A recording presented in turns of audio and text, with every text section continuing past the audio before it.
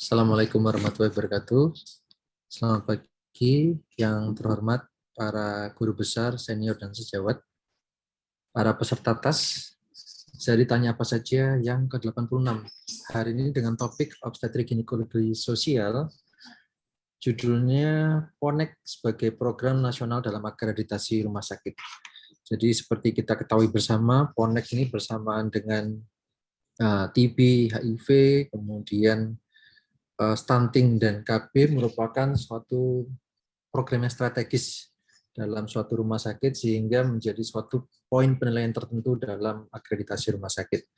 Baik, topik hari ini sangat menarik dengan narasumber Dr. Rizky Pranadian SPOG dan Dr. Muhammad Hud Suhargono SPOG Subspesialis Obgyn Sos dan akan dipandu oleh moderator Dr. Muhammad Yusuf SPOG Subspesialis Obgyn Sos.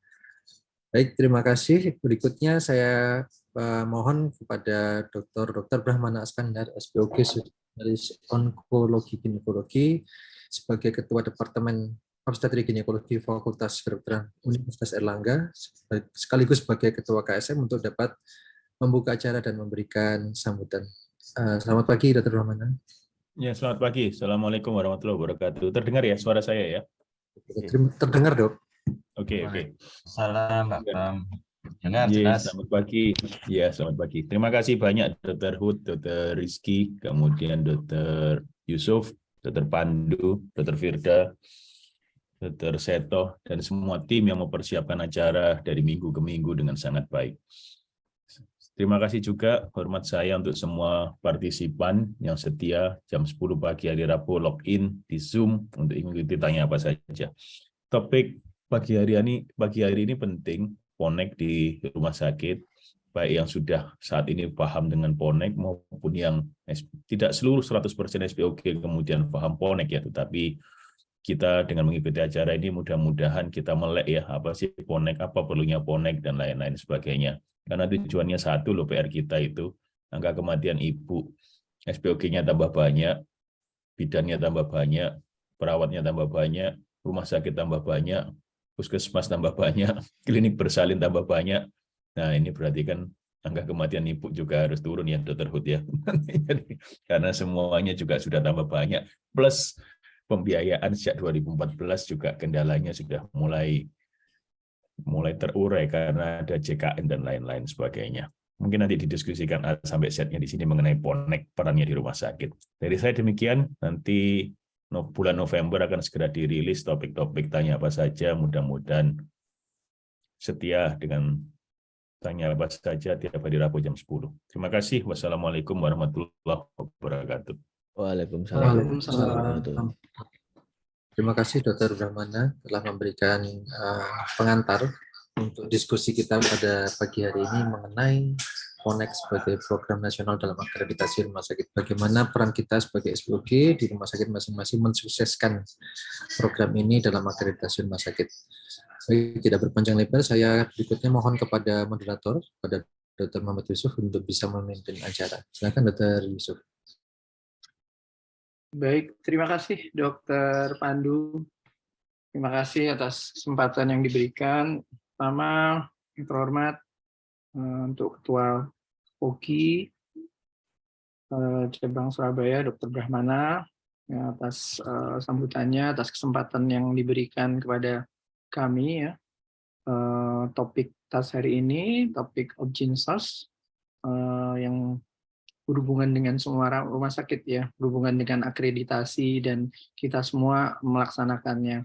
Pertama-tama kami sapa semuanya yang terhormat untuk para pembicara, Dr. Hud, Dr. Rizky, dan semua yang ada di sini ya, para guru-guru kami, senior, sejawat semuanya, hadir kembali dengan apa saja setiap hari Rabu jam 10.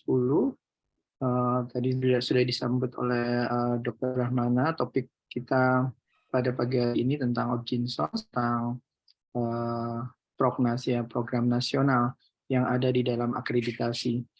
Nah, seperti kita ketahui sendiri, di dalam program nasional ini, tentu ini sebenarnya dalam rangka rencana pembangunan jangka menengah nasional ya, kan pemerintah sudah menargetkan tentang program-program yang harus dilaksanakan oleh semua program pemerintah yang harus dilaksanakan oleh semua rumah sakit baik swasta atau pemerintah ya. Karena di sana ada capaian-capaian yang dan target-target tertentu yang dengan angka-angka tertentu yang menjadi concern kita bersama. Di kita pasti di Objin yang kita perhatikan standar 1 dan standar 5 ya. Karena itu adalah bidang kami ya, bidang kita, bidang yang harus kita selesaikan. Artinya di rumah sakit itu kita diharapkan untuk selesai.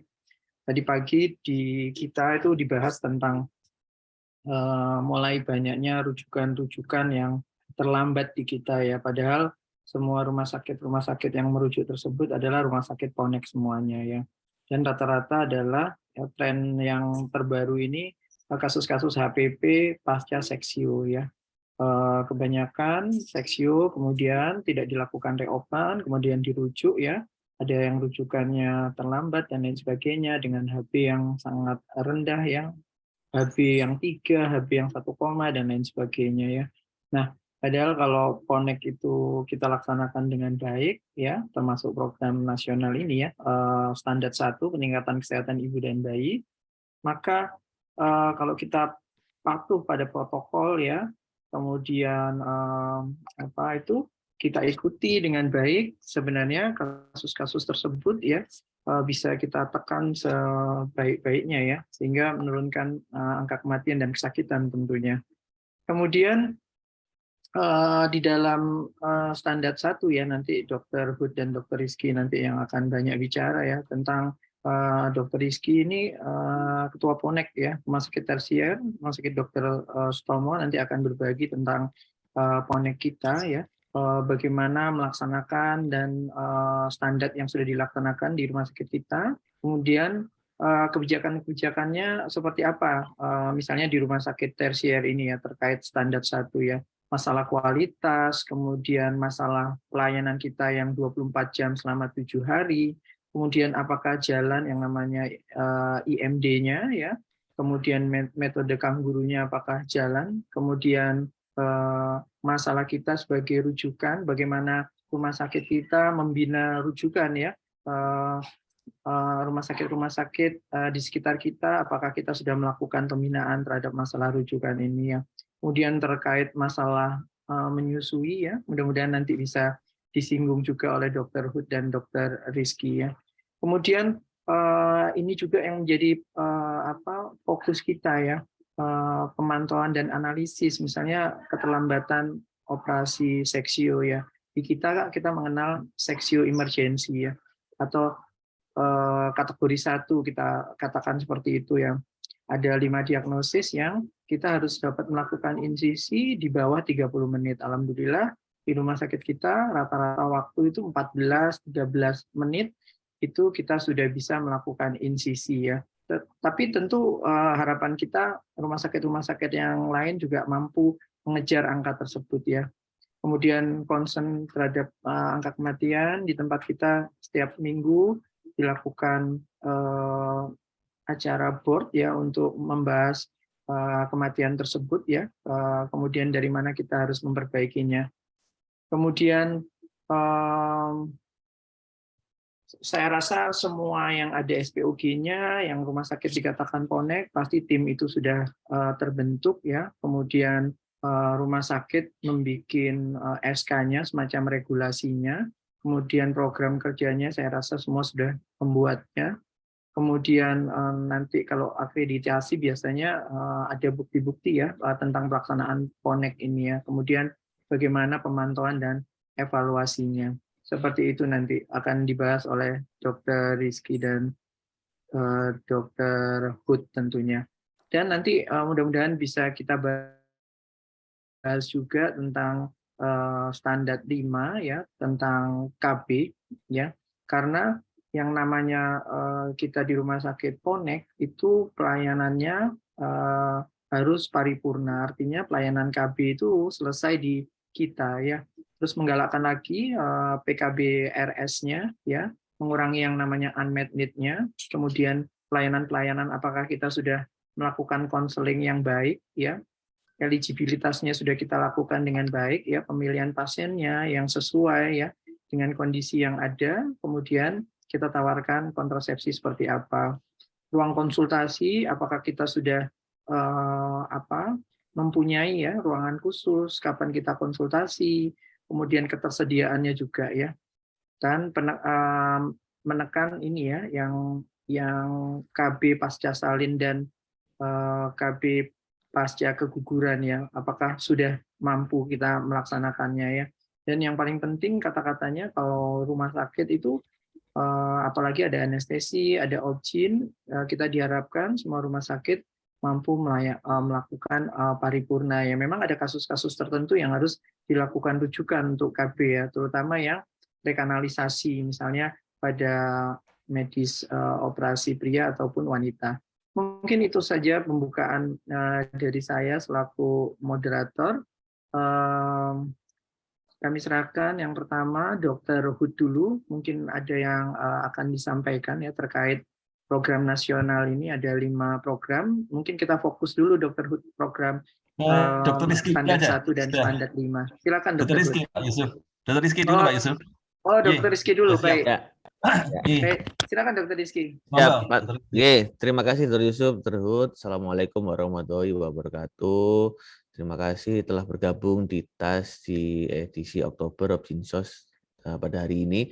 Saya menyapa untuk para guru besar, teman sejawat, dan para senior sekalian. Jadi topik kita hari ini sangat menarik karena memang PONEK itu kata-katanya sudah sangat biasa gitu ya sepertinya. Tapi apakah sih sebenarnya PONEK ini, apalagi kita saat ini sudah dalam istilahnya ranah akreditasi. Nah, akreditasi sendiri nanti istilahnya adalah untuk istilahnya perbaikan mutu kita sebenarnya. Nanti itu akan banyak dijelaskan oleh senior kami Dr. Hud. Saya izin share screen aja, jadi biar tidak berlama-lama. Jadi karena, nah seperti yang dikatakan tadi Dr.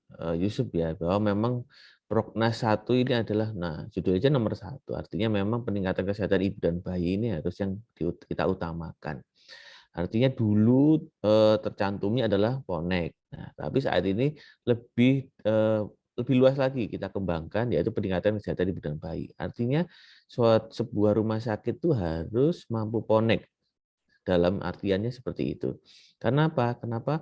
Karena salah satu fungsi rumah sakit itu adalah melaksanakan program pemerintah dan mendukung tercapainya target pembangunan nasional sehingga meningkatkan derajat kesehatan masyarakat. Nah, untuk bisa menjadi rumah sakit mampu PONEK itu harus mempunyai pedoman rumah sakit PONEK, dan itu sudah ada dan harus bisa membuat program PONEK sesuai dengan kapasitas rumah sakitnya masing-masing. Jadi tidak bisa semua rumah sakit itu menjadikan sama persis dari rumah sakit tersier, misalnya rumah sakit Dr. Sutomo, tidak bisa. Jadi dengan kemampuan rumah sakitnya sendiri-sendiri.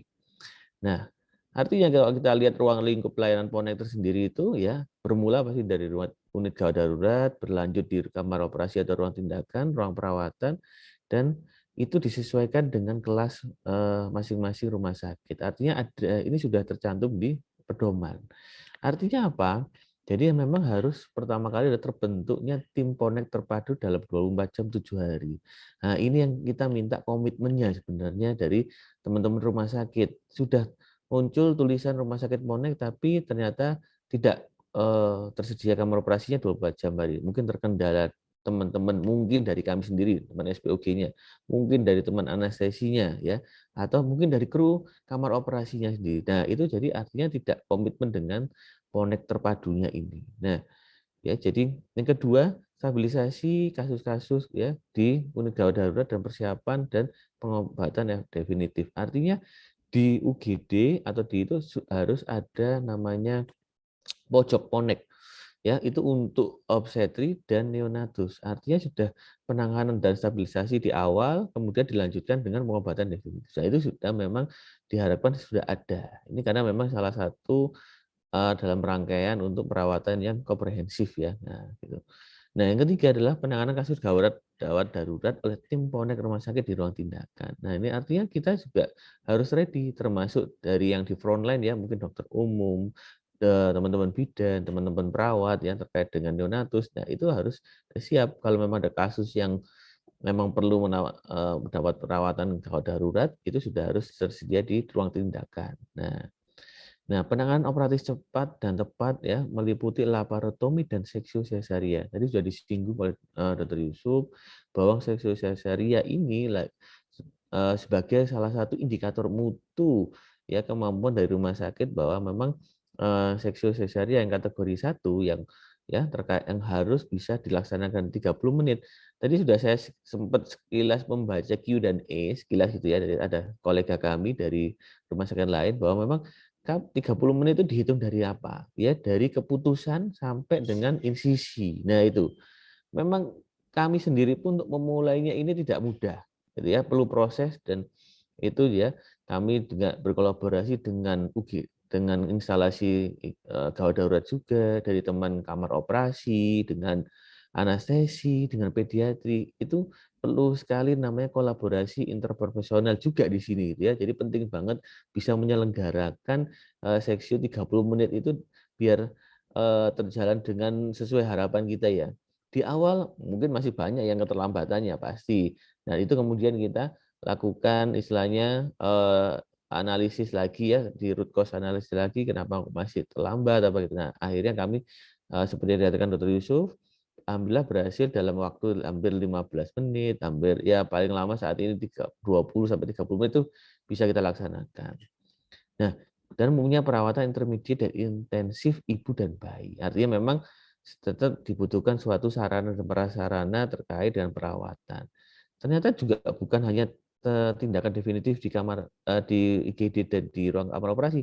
Ternyata juga ada pelayanan asuhan antenatal resiko tinggi. Nah, ini saat ini kita mulai bergerak ke namanya ke lebih ke hulu lagi, waktu ke antenatalnya. Ternyata di antenatal ini juga salah satu dalam program PONEK. Jadi di misalnya di poli kita dia di rawat jalan kita itu juga harus bisa melakukan antenatal resiko tinggi juga.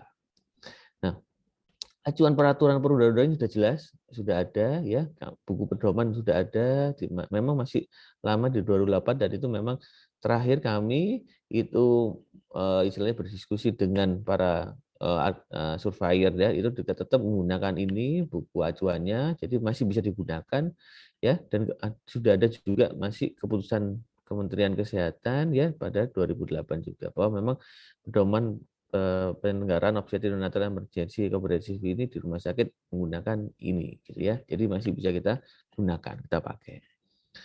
Nah, untuk membuat program PONET itu harus disesuaikan dengan pedoman PONET yang sudah tercantum. Artinya tiap rumah sakit paling tidak secara minimal untuk standar pelayanan minimal yang tiap rumah sakit PONET itu seperti ini, ada 8 item ini.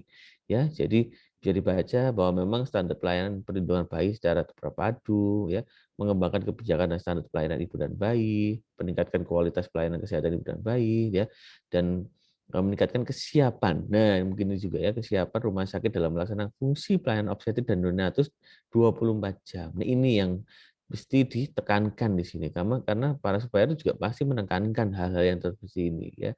Meningkatkan fungsi rumah sakit sebagai model dan pembina teknis dalam pelaksanaan IMD dan ASI eksklusif serta perawatan metode kangguru ya pada bayi baru lahir yang mungkin kurang beratnya ya. Dan itu memang itu seperti dikatakan Dr. Yusuf tadi ini kami di rumah sakit Dr. Sutomo ini salah satu adalah pelatih nasional ya dan juga sebagai rumah sakit percontohan untuk terkait dengan pelaksanaan IMD dan ASI eksklusif dan perawatan metode kangguru. Jadi ini kami banyak belajar juga dari teman-teman neonatus juga ini ternyata beliau-beliau ini luar biasa sekali ya dalam melaksanakan ini.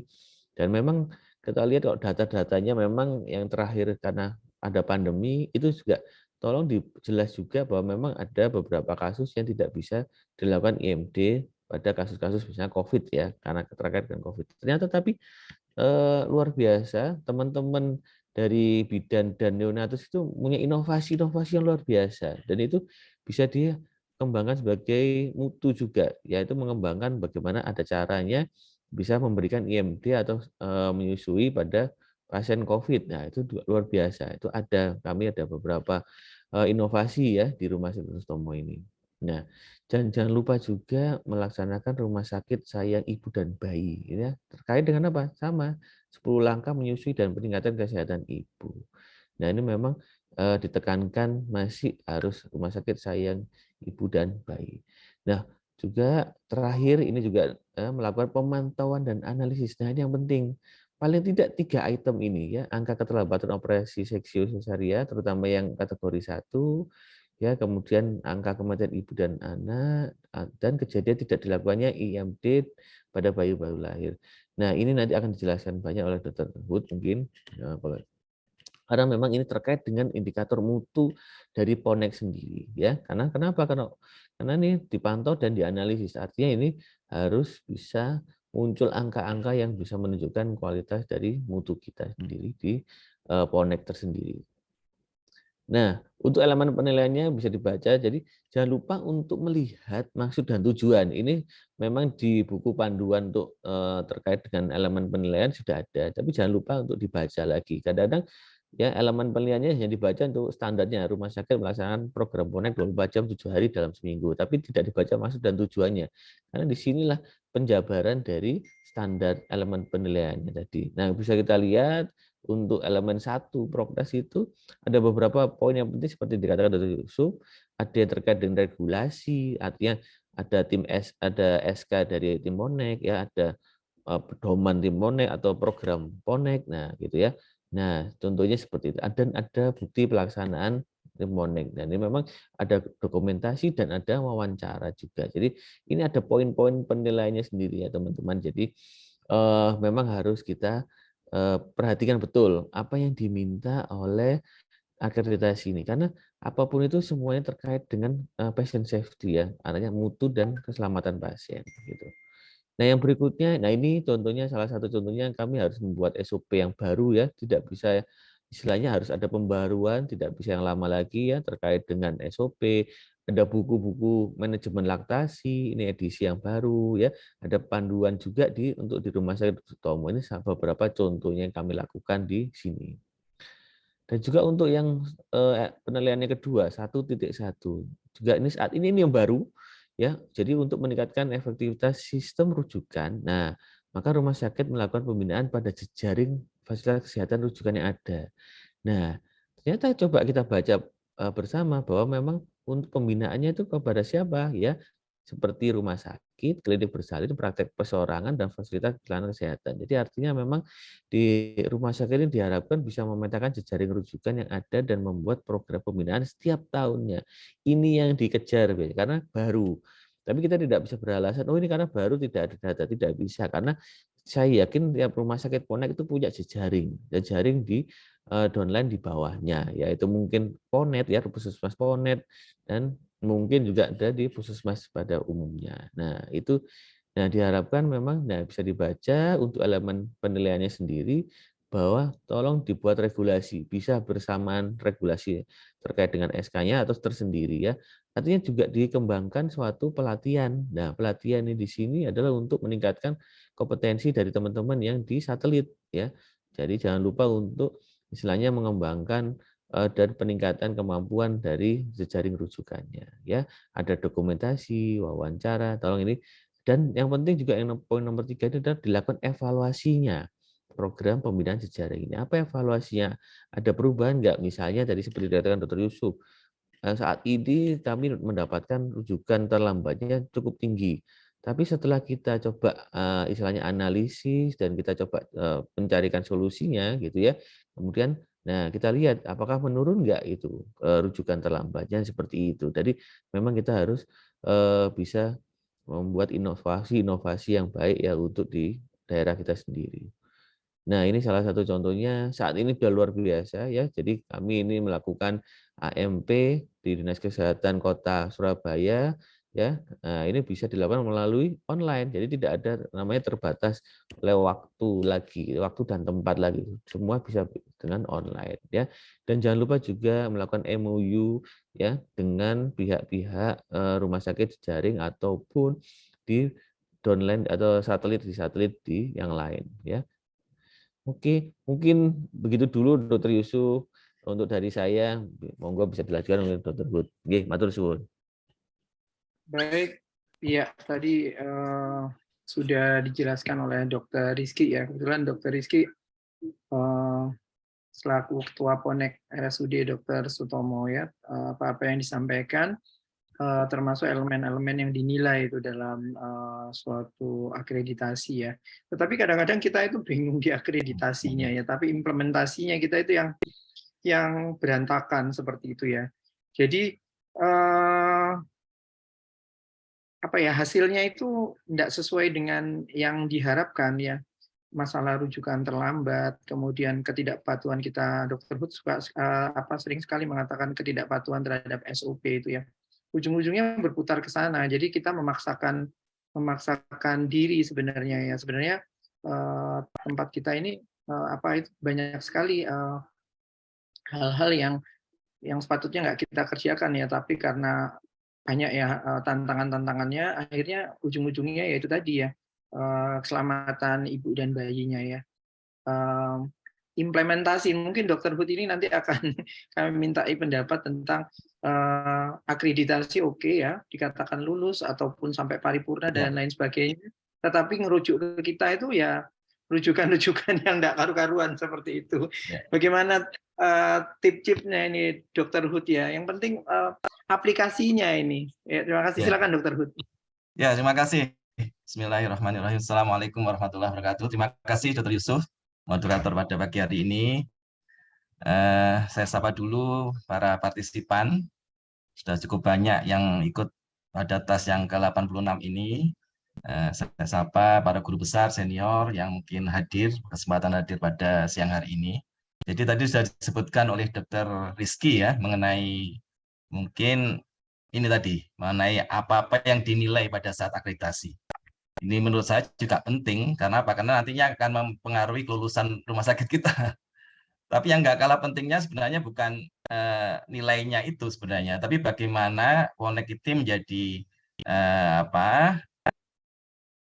upaya kita untuk memperbaiki kualitas layanan maternal neonatal kita.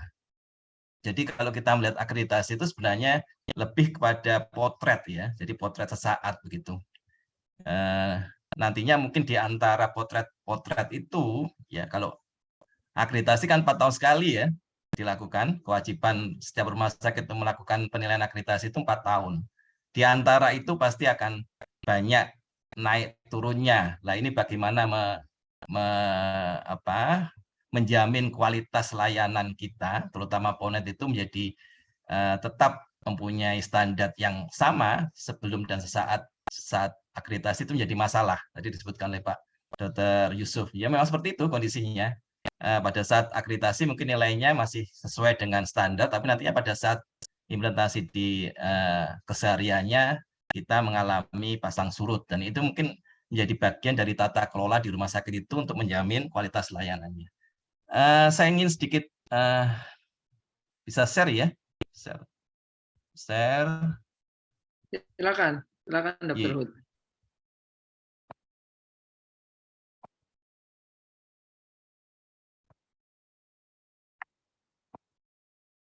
Ya, jadi saya ingin menggarisbawahi di sini bahwa sebenarnya akreditasi itu orientasinya kepada penjaminan mutu sebenarnya. Mutu layanan di rumah sakit menjadi suatu budaya mutu.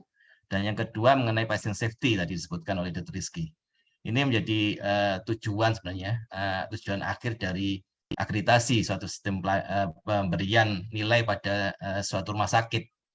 Ini yang jadi titik tumpu dari kenapa rumah sakit perlu diakreditasi, begitulah.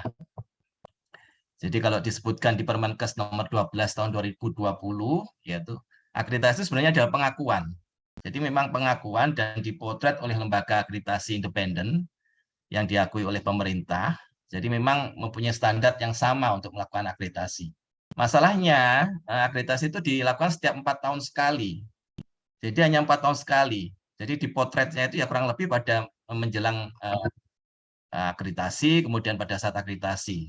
Untuk pembinaan dan sebagainya memang diharapkan kalau di sini ada peningkatan mutu internal continuous quality improvement itu menjadi bagian penting sebenarnya dalam proses penjaminan mutu di suatu rumah sakit. Yang ini menjadi masalah karena dipotretnya menjadi peningkatan mutu yang eksternal oleh lembaga akreditasi, tapi pada saat di antara pada saat di antara penilaian itu, rumah sakit harus mempunyai mekanisme tersendiri untuk mengelola pelayanannya. Ini yang internal, ini yang menjadi tata kelola, ini yang menjadi tumpuan kita sebenarnya untuk mempertahankan kualitas layanan, bukan hanya pada saat akreditasi.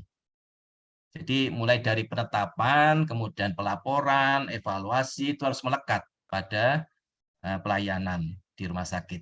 Jadi itu. Dan bagaimana pelayanan di rumah sakit itu kemudian berdampak pada pelayanan ponek itu menjadi masalah juga sendiri. Jadi kadang-kadang tata kelola di rumah sakitnya sudah cukup baik, tapi concern kepada pelayanan poneknya ini juga harus kita tingkatkan. Karena tidak semua rumah sakit, semua direktur itu mempunyai concern yang sama terhadap pelayanan maternal. Kadang-kadang ada rumah sakit yang lebih fokus ke pelayanan jantung misalnya, atau lebih fokus pada pelayanan pediatri dan sebagainya. Nah ini yang mestinya memang tidak boleh seperti itu kalau rumah sakit umum, karena memang ponek ini menjadi salah satu fokus dari pemerintah untuk program nasional. Ini yang kadang-kadang harus kita maknai bersama. Jadi kalau mutu eksternal ini mungkin melihat perizinan, lewat sertifikasi, kemudian lewat akreditasi, dan yang sekarang yang mungkin menjadi salah satu yang mempunyai power untuk mutu eksternal itu adalah pembiayaan BPJS. Jadi ini salah satu juga untuk mempertahankan mutu eksternal dari suatu rumah sakit. Ini kemudian kita lihat di sini memang standarnya seperti ini, Dr. Rizky. Tadi ada 15 bab sebenarnya dari akreditasi yang menurut Starkes 2000 yang terbaru ya 2022 ya. Tapi Proknas ini hanya sedikit dari begitu banyak yang dinilai pada saat akreditasi.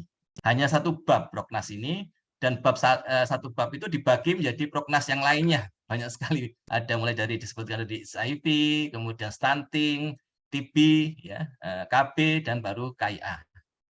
Mungkin ketiga kita punya kepentingan di sana, mempunyai kewajiban di sana, yaitu KIA, KB, dan mungkin stunting. Ya, stunting juga salah satunya juga mempunyai dituntut peran kita. Nah ini yang menjadikan kalau kita beberapa kasus ya, rumah sakit yang sudah paripurna, banyak kasus, ternyata memang untuk pelayanan poneknya belum menjamin bahwa itu memang benar-benar baik pelayanan poneknya. Karena apa? Karena memang nilai untuk paripurna itu 80% dari seluruh yang dinilai. Jadi kalau bagian kecil Proknas ini mungkin kurang pada saat penilaian, tidak akan mempengaruhi paripurnanya begitu. Jadi yang penting seperti ini sebenarnya. Bagaimana mempunyai pelayanan KIA dan Ponek itu menjadi fokus pelayanan di rumah sakit. Ya.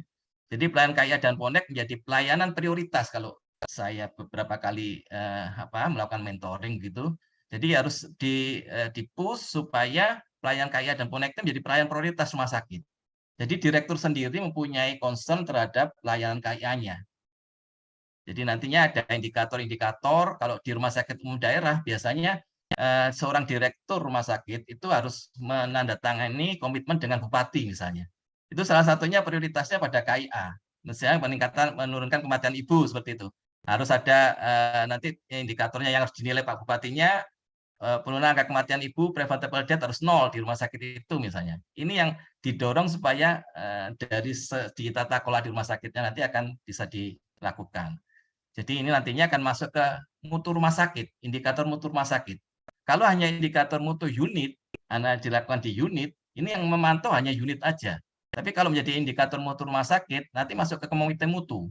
Kalau komite mutu akan mempengaruhi UPT dari stakeholder yang lain, pemangku kebijakan di rumah sakit yang lain untuk menyukseskan mutu rumah sakitnya itu. Itu yang penting. Karena tanpa itu nanti hanya menjadi mutu unit dan itu akan tidak berdampak pada pelayanan rumah sakit secara keseluruhan. Ini yang biasanya harus dilakukan teman-teman di penanggung jawab Ponek untuk memberikan wacana kepada direktur dan jajaran manajemen atas untuk ini prioritasnya itu ke Ponek karena menjadi mestinya berdampak kepada IPM di kabupaten kota dan sebagainya. Nah ini yang juga mungkin perlu disadari bahwa sebenarnya setiap rumah sakit itu harus mempunyai ini sesuai dengan SE Surat Edaran Kemenkes ya tahun 2020. Ini kemarin dikirim ke semua rumah sakit Ponek dan harus menandatangani direkturnya. Di sini banyak sekali poin-poin penting yang mungkin tadi sesuai dengan sebenarnya kewajiban dari Rumah Sakit Ponek untuk menyelenggarakan Ponek 24 jam 7 hari seminggu misalnya. Atau penerapan Rumah Sakit Sayang Ibu tadi disebutkan Dr. Rizky.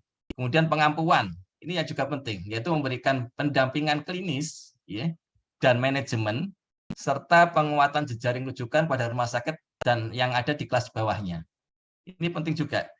Ini yang menjadi concern kita dan ditandatangani rumah sakit. Jadi kalau sudah rumah sakit tanda tangan seperti ini, mestinya kita bisa tagih komitmen dari direkturnya untuk mendukung kita dalam pelayanan Ponek. Ini yang penting sebenarnya.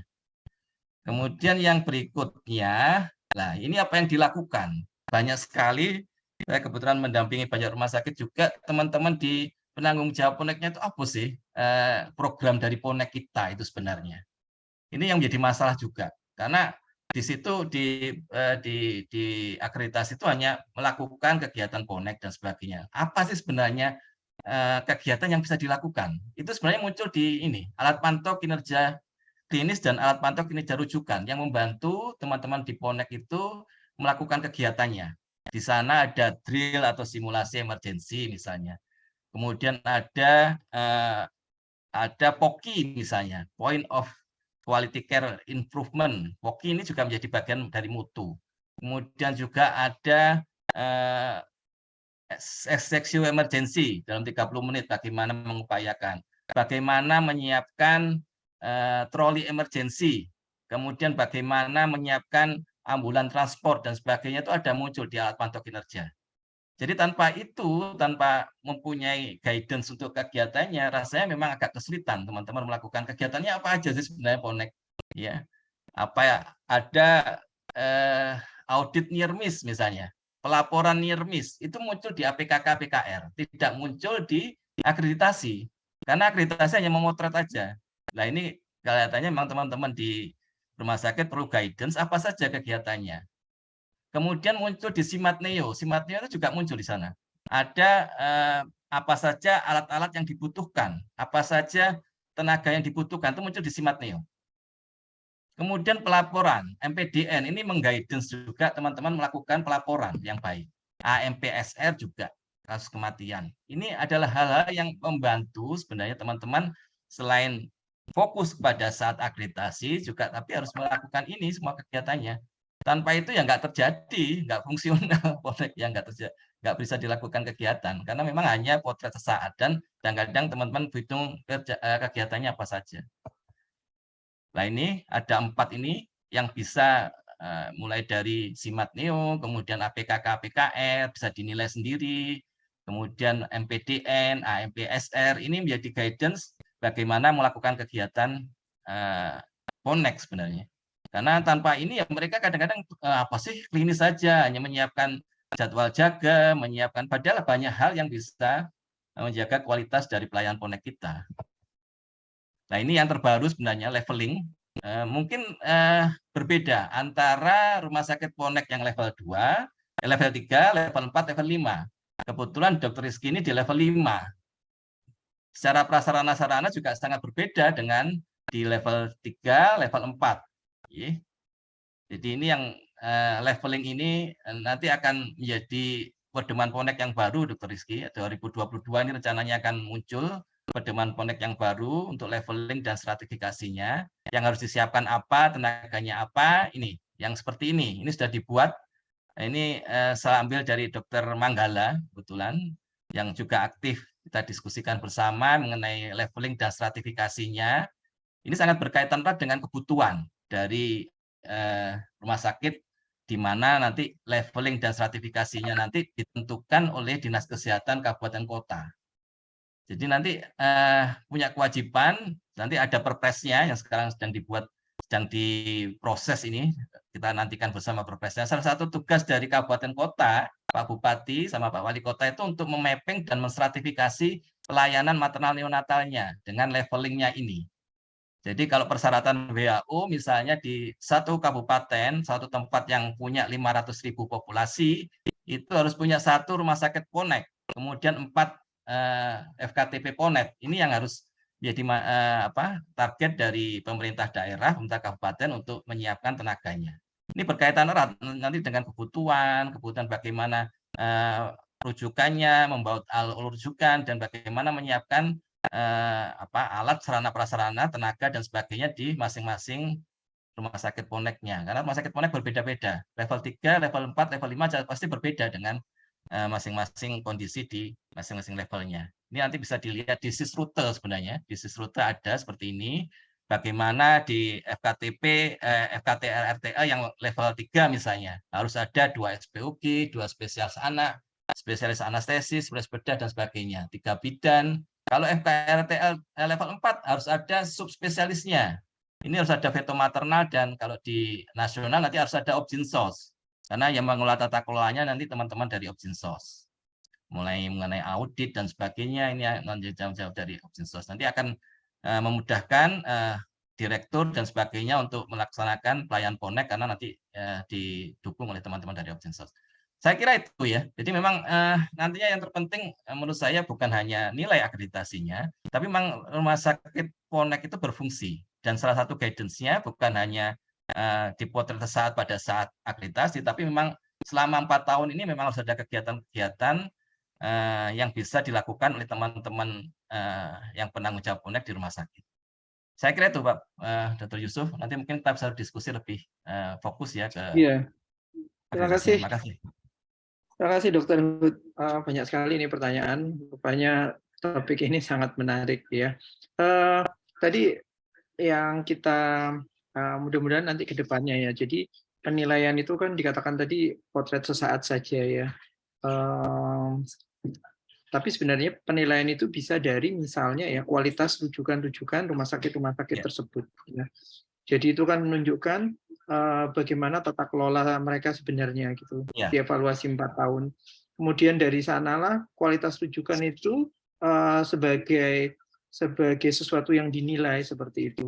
Ya, itu menentukan. Jadi tidak hanya di atas kertas saja lulus terus paripurna, tapi sebenarnya tata kelolanya tidak bagus ya. Betul, jadi yang melakukan penilaian itu bukan hanya dari rumah sakit yang dirujuk ya. Saya kalau biasa rumah sakit yang merujuk itu mestinya juga punya tata kelola, menginventaris kasus-kasus yang dirujuk itu apa saja. Kemudian kita lihat di sana, apakah memang ada sesuatu yang mungkin perlu diperbaiki pada saat kita merujuk dan sebagainya. Jadi memang harus dua arah, dari rumah sakit merujuknya dan rumah sakit yang akan merujuk itu juga mestinya punya mekanisme untuk menilai apakah layak dirujuk, bagaimana saat merujuknya dan sebagainya. Ini menjadi bagian dari tata kelola di rumah sakitnya sebenarnya. Iya, Dokter Hud. Mudah-mudahan itu nanti akan jadi komponen penilaian tuh rumah sakit yang paripurna, tapi sebenarnya di dalam mereka sendiri itu apa itu pelaksanaan hariannya sebenarnya tidak seperti itu, tidak cocok dengan nilai dengan apa itu implementasinya. Baik, kita langsung ke Q&A ya Dok, Dr. Rizky dan Dr. Hud. Yang pertama, Dr. Halida tentang kategori 1. Triknya Dr. Rizky bisa dijawab singkat? Ada banyak pertanyaan semuanya. Iya. Saya singkat aja. Ada sekalian sama Dr. Bernardus ya. Iya. Sama tadi, ya. Oke, terima kasih. Ada pertanyaannya para kolega saya ini. Jadi memang untuk tips and triknya, ya tadi Dok, seperti yang dikatakan Dr. Yusuf, Dr. Hud, bahwa memang kita perlu tata kelola yang baik ya di suatu rumah sakit dan komitmen dari rumah sakit tersebut. Karena memang sejak adanya suatu itu sebagai indikator mutu, jadi teman-teman dari manajemen rumah sakit itu sangat aktif sekali, jadi sangat aktif sekali membantu mewujudkan SC kategori 1. Jadi kalau tidak ada komitmen dari beliau-beliau ini, kita kesulitan sebagai yang sebagai pelaksananya juga. Jadi betul. Jadi kita sebagai istilahnya itu hanya pelaksana tanpa dukungan yang baik dari manajemen juga sulit. Jadi kita perlu merangkul dan kita kemudian baru kita pertemukan dengan komunikasi interpersonal yang baik. Jadi alhamdulillah itu bisa terwujud, walaupun memang pertama kali ya sulit sekali gitu ya, pasti banyak yang istilahnya nggak setuju, nggak bisa. Nah, pertama kali pasti ngomong nggak bisa dulu, ternyata sulit tapi bisa. Nah gitu ya, seperti yang dikatakan senior kami adalah bisa tapi sulit. Nah, tapi kita balik aja, sulit tapi bisa. Nah ternyata alhamdulillah bisa gitu Dok. Oke, gitu Dr. Yusuf, matur suwun. Saya tambahkan sedikit Pak Yusuf ya. Silakan. Ya, ini memang jadi indikator mutu yang sangat sensitif itu adalah SC 30 menit ini mestinya. Tapi memang kita harus melihat bahwa seksio yang situ 30 menit itu sebenarnya bisa dipilah-pilah kasusnya. Bukan semua menjadi emergency yang butuh 30 menit. Ada beberapa kasus yang urgent, misalnya masuk kategori urgent, atau yang memang harus distabilisasi dulu. Misalnya preeklamsia itu sebenarnya bukan kasus yang seksio yang emergency, tapi memang harus distabilisasi. Ini kesepakatannya harus muncul, Dok. Jadi memang memang harus muncul menjadi bagian dari nanti harus dikomunikasikan dengan direktur, kemudian direktur akan membuat kriteria mengenai seksio cesarea yang memang butuh waktu 30 menit. Dengan itu nanti kita kumpulkan bersama-sama di tim OK-nya itu mulai anestesi, kemudian teman-teman di tim OK-nya, kemudian OK-nya sendiri, dan alurnya. Karena nanti akan berbeda, alurnya pasien yang perlu 30 menit, yang mungkin seksio cesareanya ruangannya itu OK-nya terbatas ya.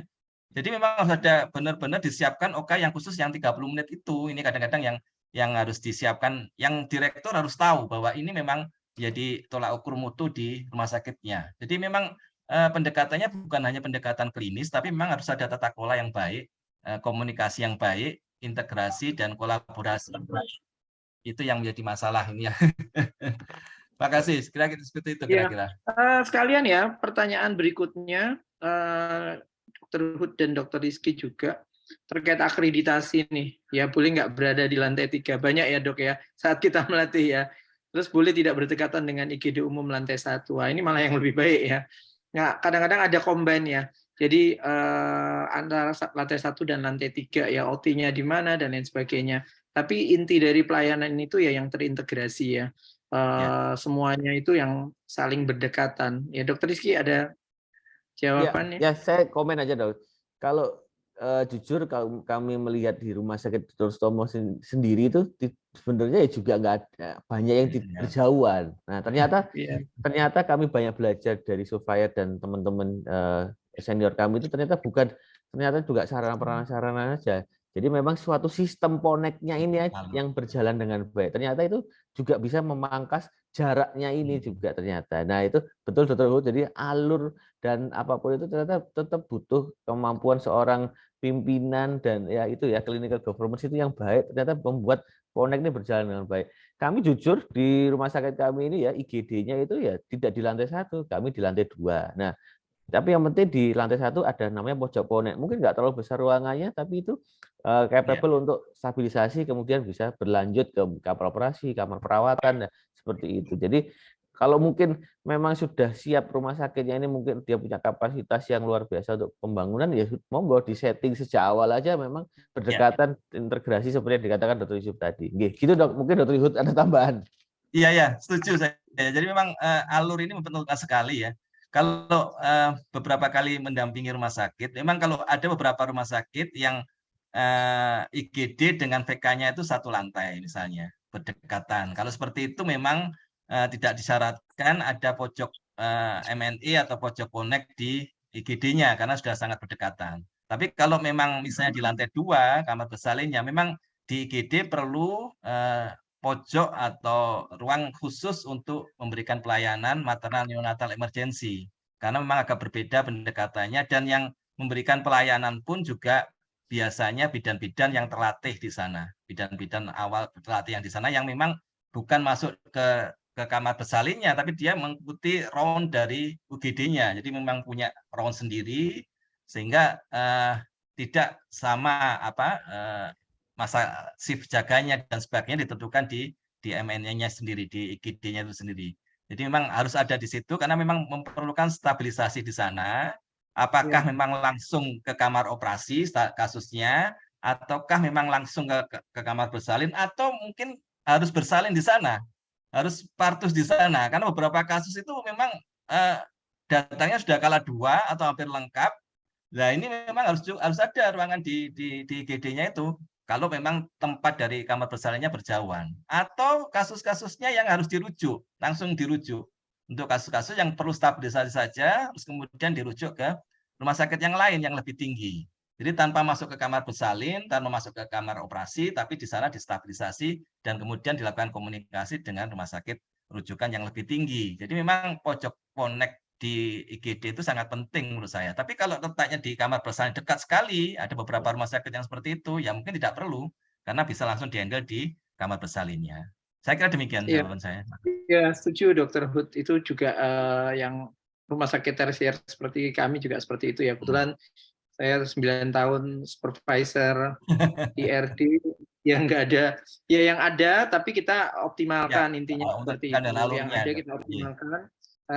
Intinya bagaimana kita punya alur yang baik dan respon time yang baik. Tadi benar juga, tidak semuanya yang butuh respon time itu 30 menit ke bawah. Kalau di Sutomo kita membatasi 5 kasus, 5 jenis ya. Yang paling sederhana misalnya fetal distress atau HPP seperti itu ya. Misalnya ya. Ya, nah itu saja. Tetapi setiap kita selesai melakukan tindakan tersebut akan ada audit ya.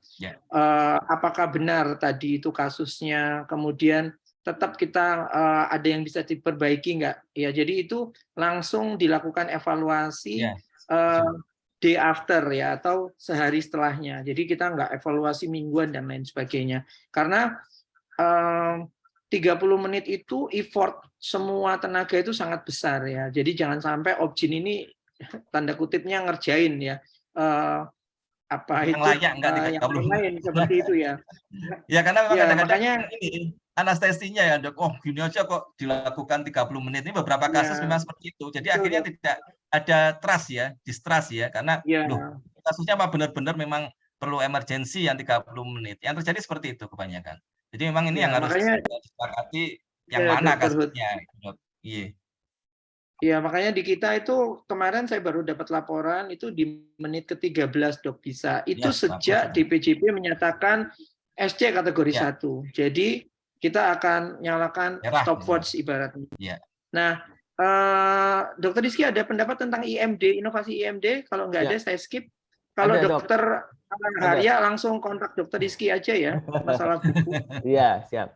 Kalau IMD ada Dok, ini bidan-bidan kami luar biasa. Bentar Dok, saya share fotonya aja, bentar aja, enggak. Ini jadi, nah ini Dok, ini salah satu inovasi pemberian ASI selama pandemi, yaitu namanya PENITI, Pelindung ASI Safety Bracelet. Ini luar biasa kali, bidan-bidan kami ini berinovasi, karena memang selama ini mutu layanan mereka adalah pemberian IMD 100% karena mengusahakan rawat gabung. Jadi artinya tetap berusaha selama pandemi itu bagaimana caranya. Jadi memang ini dibuat kayak jadi istilahnya tidak berkontak langsung ibu yang pasien COVID ini dengan bayinya, tapi tetap bisa memberikan ASI gitu Dok. Jadi ini luar biasa. Jadi ini salah satu inovasi-inovasi yang bisa muncul di teman-teman di tempat-tempat kerjanya masing-masing ya menurut saya. Jadi ada, pasti insya Allah bisa gitu. Oke, sampun Dok. Iya, menjawab yang berikutnya itu tentang ini saya jawab ya, namanya sertifikasi sama dengan alarm, ada expirednya ya, sama akreditasi juga sama, rata-rata 4 tahun seperti itu jawabannya. Nah ini pertanyaan panjang dari Pak Dr. Ardian ini ya, bisa dibaca ya, yang sebelumnya. Terus pertanyaannya adalah Dr. Rizky sama Dr. Hood memberikan saran dan tip apa yang harus dilakukan agar peran SPUG ini mampu meningkatkan mutu layanan. Nah, beliau ini concern-nya di kualitas layanan ya. Silakan Dr. Rizky. Kalau saya, ini Dok, matur suwun Dok, mungkin nanti banyak ditambahkan Dr. Hood ya, karena memang mengajak teman-teman SPUG ini, salah satu contohnya sendiri kita dapat cerita dari daerah itu, kadang-kadang suatu kasus-kasus yang emergensi itu dianggap biasa. Jadi kadang-kadang memang diperlunya apa ya, sense of crisis-nya ya. Jadi kepedulian pada kasus-kasus yang terhadap kasus sulit atau gawat darurat itu memang harus kita tingkatkan. Memang tidak mudah, tapi memang harus sering terpapar ya teman-teman SPUG ini. Jadi gitu. Dan memang mungkin penting sekali namanya mungkin jangan audit ya. Kalau audit itu kayaknya menghakimi, mungkin review ya Dokter. Seperti Dokter Hood, Dokter Yusuf bilang. Jadi setiap ada kasus yang terutama mungkin kita ambil yang keberhasilan dulu Dok ya, NIRMIS gitu kali ya. Nah NIRMIS ini kan bisa meningkatkan namanya semangat teman-teman ini bisa istilahnya melakukan tindakan yang lebih baik lagi gitu ya. Nah dari situ mungkin kita coba akhirnya bisa meningkatkan layanan maternal di tempat kerjanya masing-masing. Mungkin itu sih dok. Mungkin kalau dari saya Dr. Yusuf. Mungkin Dr. Hud ada tambahan dok. Ya, terima kasih. Jadi memang ini jadi kalau saya melihatnya memang Polnek ini memang harus didukung bersama, yaitu yang pertama. Kemudian juga harus ada dukungan dari sistem. Jadi memang kadang-kadang kita bergeraknya dari mana, yang diubah dulu siapa, personnya atau sistemnya yang kita bangun. Ini beberapa hal yang memang harus kita siapkan untuk melakukan pelayanan itu, ya harus kita membangun sistem. Ini yang penting menurut saya, karena ini yang akan mempengaruhi nantinya teman-teman pemberi pelayanan itu akan mengikuti sistem itu. Jadi ini yang harus kita bangun di sana. Dan itu memang harus butuh komitmen, butuh leadership, butuh tadi guidance dan sebagainya. Ini yang mungkin kalau ingin melakukan hal-hal yang terbangun dengan baik, ya kita bangun sistemnya. Nanti akan terbangun sendiri kok dok. Kalau sistemnya itu alurnya kita buat dengan bagus, kemudian teman-teman di MNI-nya itu kita bangun kesepakatan dengan dengan bidan yang di sana, bagaimana mereka berkomunikasi, esbarnya jelas melakukan apa dan sebagainya, itu nanti akan terbangun sistemnya.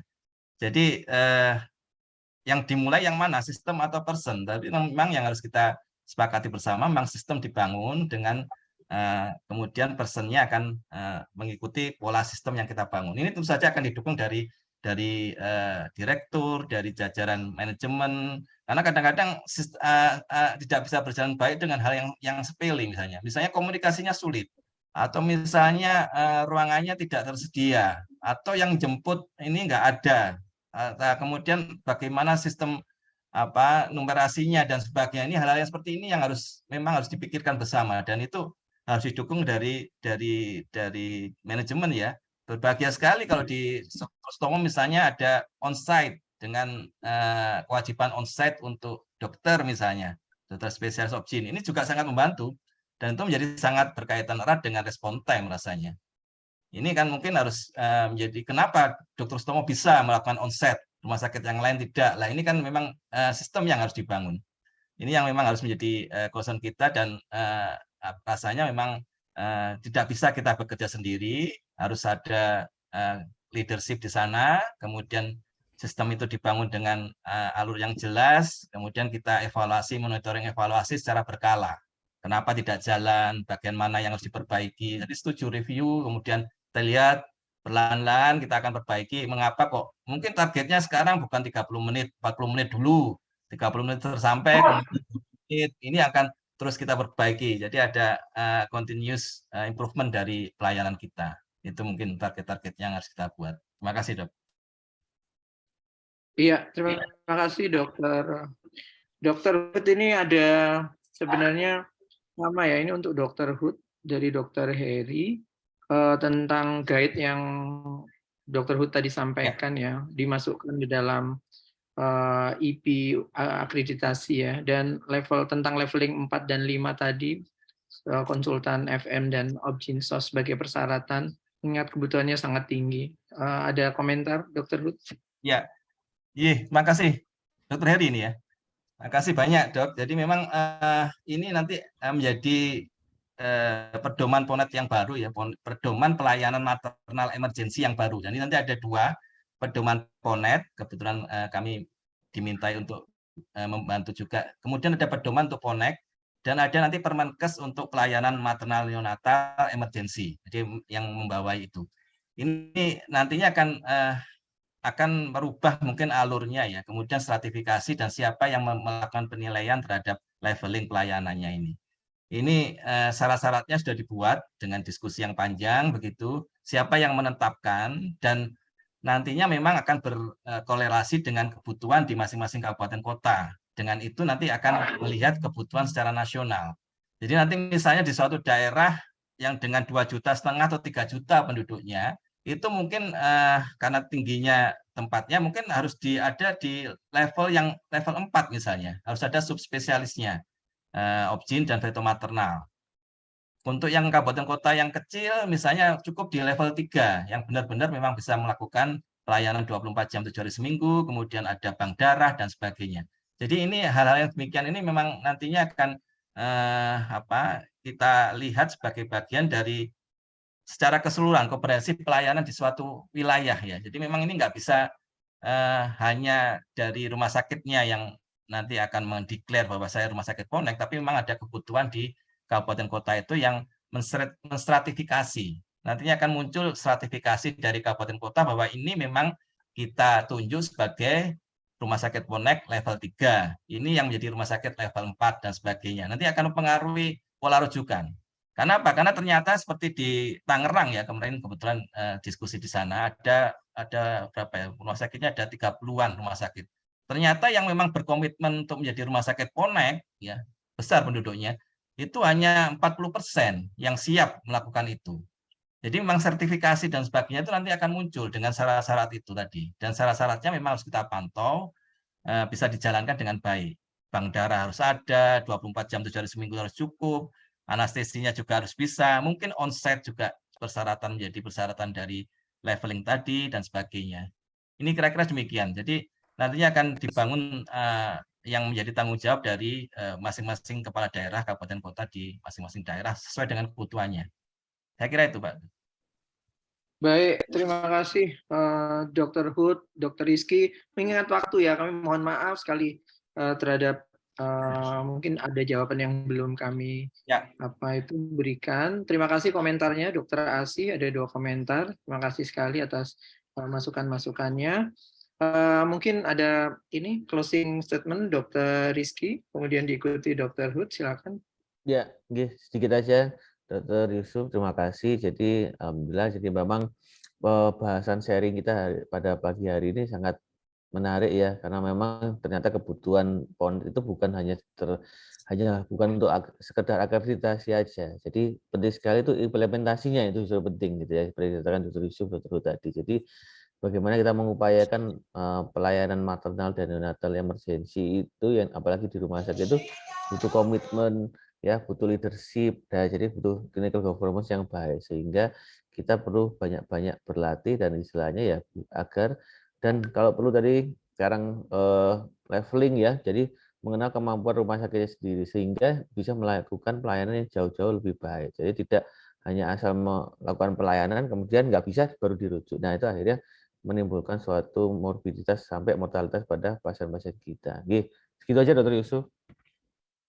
Baik, terima kasih Dr. Rizky, Dr. Hood, ada closing statement? Sedikit. Ada beberapa pertanyaan kadang-kadang pada saat mendampingi rumah sakit. Kepala instalasi Poneknya siapa? Nah ini pertanyaan juga cukup menggelitik. Jadi Ponek itu bukan instalasi sebenarnya. Ponek itu adalah pelayanan. Jadi pelayanan Ponek di rumah sakit.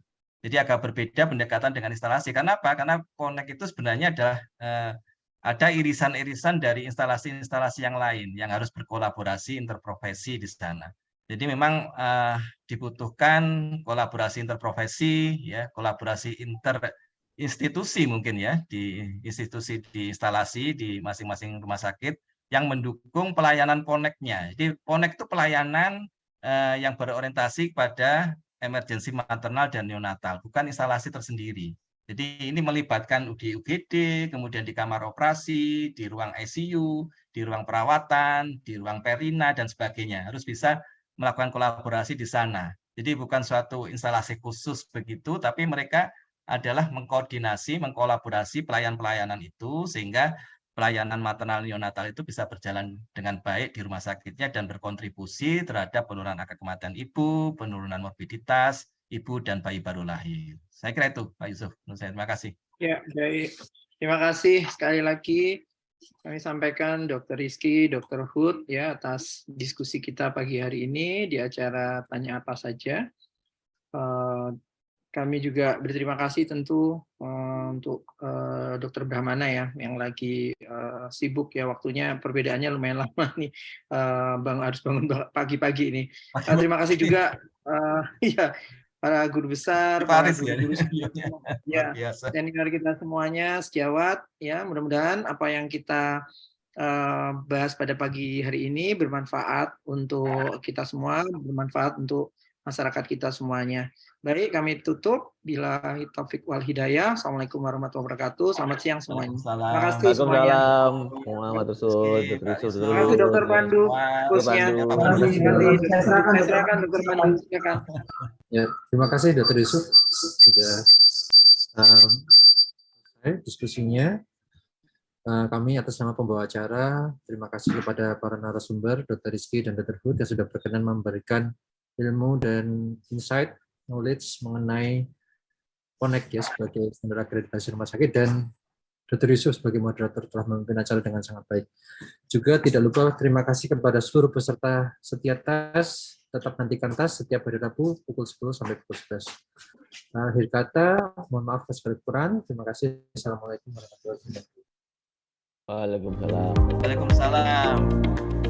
Terus Dr. Hud. Oke, yuk. Selamat ya Dr. Rizky. Oke, sampai-sampai dok. Sehat-sehat dok. Assalamualaikum.